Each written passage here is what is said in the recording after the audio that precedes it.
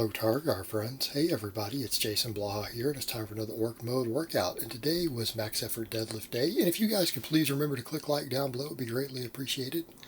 Only you can help keep the likes higher than the dislikes, so please look down there and see if the likes are ahead or not, and click like. Over to the point, we did Sumo Deadlift with 100 pounds of chains today.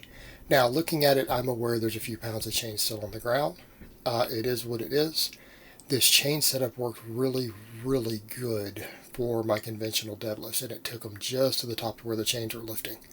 And since sumo is a couple inches shorter on the range of motion, obviously the same way it's hooked up is going to be a little bit different. And so there is a little bit still there. I don't know exactly how much it is. I don't really care, because I'm not going to change it, so all my chain setups on sumo are probably going to be like that in the future, as long as we're consistent in our tracking. So I don't want people to think that I'm saying it is absolutely a full 625 with the lockout, because it's probably a few short. But that's okay. It was still a good, strong pull. You guys notice on that second one, though, that it was a little slippery at the top for me? And that is because I didn't chalk up enough and I didn't grip the bar as well. This one I really focused on squeezing the bar and gripping it when I went up another 20 pounds. And I held it at the top just to make sure the grip was good. So it is what it is. I'm happy with the pull, though. It was a nice, strong, solid pull. And then I did my hip thrust. I'm getting really used to this setup. This first set felt really easy. Now this was challenging for me last time, obviously. So I did my 10 reps and I went up 20 pounds. And those were nice and challenging, but they weren't too bad. I feel like I'm getting the form down on these. And because, again, just like my glute bridges were going up linearly, I have a feeling these are going to go up linearly. Especially when I'm doing 3 sets to start. And like I said, as they go up, I'll probably work it up towards 5 sets. But there's a limited amount of work that my posterior chain can handle. Yes, I know I train really high volume right now. I do the maxes every day. And then we train with high volume afterwards. So it ends up being at least 3 lower body sessions a week with a 1 rep max on a squat or a deadlift first. Things like my glutes and hamstrings and all of that, they can only handle so much, especially with the kind of volumes I'm putting in. So it's going to take a little bit to work this work capacity up, especially with what I'm doing. I went 17 days in a row before my deload for Thanksgiving holidays and vacation and everything, and I did fine, but there are limits, because I'm probably going to keep this going for a little while. I don't think I'm going to deload for a bit, so I am going to have to pay attention to how I feel as far as the volumes I can handle. And it's kind of like I cut the last couple lifts a set short and only did 4 sets for the upper body yesterday. I'm going to have to do the same thing on some of this lower body stuff. So I feel like I can bump the weight again on those and try to get 3 sets of 10 with another weight bump in a couple days, especially after a squat instead of a deadlift. But my hamstrings were just destroyed after that. And it makes sense why they were, because what is it that we know? Sumo deadlift lockout is very hamstring dependent, just like breaking it off the floor is very glute dependent. Now, if I want to get stronger off the floor on my sumos, which I need to, obviously I've got to do those hip thrusts. I've got to build my glutes up. That's going to be, I think, for me, my number 1 exercise for continuing to bring that sumo deadlift up. And size equals strength. I've got to hypertrophy those muscles. And that's what I have to do. The good morning and the shrugs that you guys see me doing are probably a little better for my conventional. That glute bridge and my glute ham raises are really going to be, or the hip thrusts, more or less similar exercise. That's really going to be what builds, I think, my sumo moving forward. So if I want that to get better, I've got to work on that.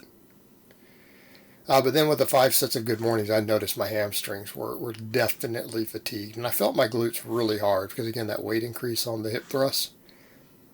Now, I will say out of any exercise I've tried, I do get a deeper burn in my glutes than anything else. I mean, the glute bridge, I definitely felt it. With the hip thrust, it's definitely up another notch, even though they're pretty similar on EMG and everything else. And so we can't always go entirely by feel, and people need to remember that. But it comes down to that, not what you feel during the set, but what you feel after it is very much an indicator of what's going on. That can be a big indicator. And for me, after each of those sets, when I walked around, it's just kind of felt my glutes almost cramping. So we know that's doing the job, and I noticed it too. Everything was fatigued on these. My hamstrings were really fatigued. as I finish the good mornings. But let's come over to the point. Why would that be? Well, I just did a heavy chain sumo deadlift. The lockout has more weight. Sumo deadlifts are very dependent upon hamstrings for the lockout. So my hamstrings got hit a little harder than they usually get hit on a max lift. My other max effort lifts still work hamstrings, but maybe not as much as that one does. The band sumos probably do it more, might be the only thing that competes or is higher.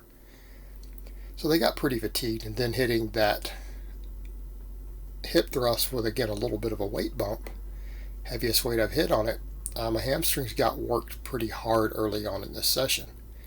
They took a pretty heavy beating. So when I got to the glute ham raises, I was considering skipping them completely, but I'm like, I'm going to try to do a couple sets with the bands. Mainly because even though a lot of these other exercises work the hamstrings massively, there's one of the heads of the hamstring that doesn't get hit completely doing any of these hip hinge type exercises. And it does get hit on the glute ham raise. So I really need to do some of them as I'm able to, just for injury prevention. It can just help prevent hamstring tears. It can help stabilize the knee. It's good for injury prevention, if nothing else. So I need to always do a little bit just to make sure that my hamstrings are thoroughly worked. And I'll have days where I don't feel like it. I'm not going to do it. But it was one of those days where I wanted to skip them, but I'm like, I need to do a couple sets. So I did a couple sets.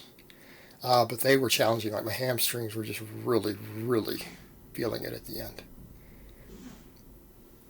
But the good mornings are good. I'm sticking for now. Like I said, the 205 is challenging. I eventually want to build it up to 225. But what is it I have said before in the past?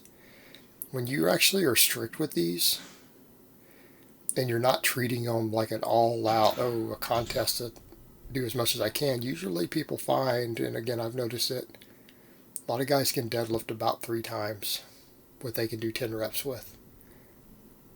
They can deadlift about 3 times that, and that's about where I am.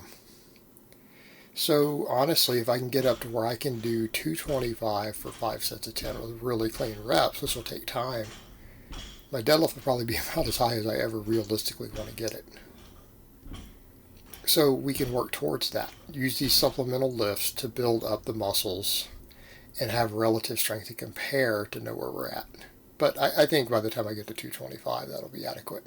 There's plenty of guys out there who I've known of who pull 650 and as much as 700 who just work with 225 on it, and they feel like they benefit tremendously. Pendley Rows, 5 sets of 10 again, just like I do every day. And what I said last time, I only have 165 on the bar, but it doesn't matter because I use my lats to pop it off the ground. I can Pendley row a lot more than this, but it's sloppier. And if it's sloppier, I'm just working more hip, more quad, whatever I need to get that hip drive. I'm getting plenty of work in my lower body doing these other exercises. And rows are always going to work some of the posterior chain. And I'm trying to do these to build my back, rear delts, all that stuff. Using it to build all that stuff, plus being good supplemental grip work. So they're fine. And again, I'm certainly not lacking in back development. You guys, when you see me from behind there, hopefully I don't think anyone is going to disagree there. No reasonable person is. And I'm still training my back, so it's not like it isn't going to make gains. But these are fatiguing. And you know what? When I get to the last set, this weight actually starts to feel challenging when I'm going strict. It is pretty much a limit set. I got to kind of rest pause the last rep or two. Well, we know that we're at where we need to be. For your last planned set in reps, if you're having to rest pause to complete a set, you're working with a very good weight. And that's something that we need to remember on rows. These are an explosive exercise that usually when you start adding weight, form breaks down and you cheat. That's not putting more tension on the muscles. It really isn't. It may not be putting less, but it's certainly not putting more. That's why I don't set strength standards on things like Pendley rows when people ask. I think it's a very, very bad idea. Because how many of the guys out there looking for a strength standard on the Pendley row, how many of you have a bigger back than me? 165 for 5 sets of 10 done strict is what that back can handle. Maybe that should be your strength standard. To 5 sets of 10 with 165 strict. There you go. There's a strength standard. You'll have a big back. But then we did 5 sets of shrug, and I supersetted in a couple of the glute ham raises just to make sure my hamstrings are finished off, and they were lit up from these. Because I had so much other hamstring work today, this was really a lot. It's pretty much all I feel like my hamstrings can handle. It's like I said on the tricep extensions last time. When you get to a point to where a muscle starts cramping late into a workout, trying to push more sets into a muscle that's already cramping a little bit, getting that mild cramp starting, not debilitating, but there's definitely some mild discomfortable cramping after the sets. You're probably at your work capacity limit. You're probably definitely into junk volume if you start adding more sets. And that's fine, guys. I've got very high frequency, very high volume training. Okay. It'll be fine. My hamstrings are getting plenty of work because we're hitting them 3 times a week. So I'm not worried. But I needed to do at least a couple sets of these just for my own satisfaction that we're building the hamstrings in a way to keep injury risk low. My hamstrings will get big off this other stuff. Now, I oftentimes say the glute ham raise is the best tool we have for building hamstrings, and I believe that. I legitimately believe that. But it's not a necessary tool. Not a necessary tool. But my hamstrings were pretty fatigued going into it, and that's the other thing. If you have a smaller exercise that you know is one of the best exercises, because it fully, thoroughly works all the heads of a muscle, you can definitely just throw in a couple sets of it at the end after a bunch of other work, and it will ensure that you've stimulated everything. It'll be fine. Then we did all of our shrugs, and again reminding people, yeah, I'm not using straps, and that's because I want my grip to be the limiting factor. These shrugs are one of my most important grip training tools.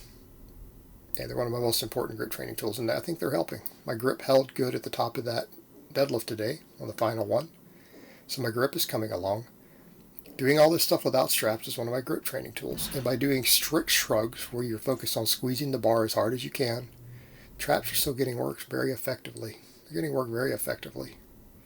My traps are growing. I'm not worried about it, and it's helping my grip at the same time, so it's a win-win. All right, guys, well, that's really all I have to say on that today. I hope it's been informative, and I will talk to you guys next time.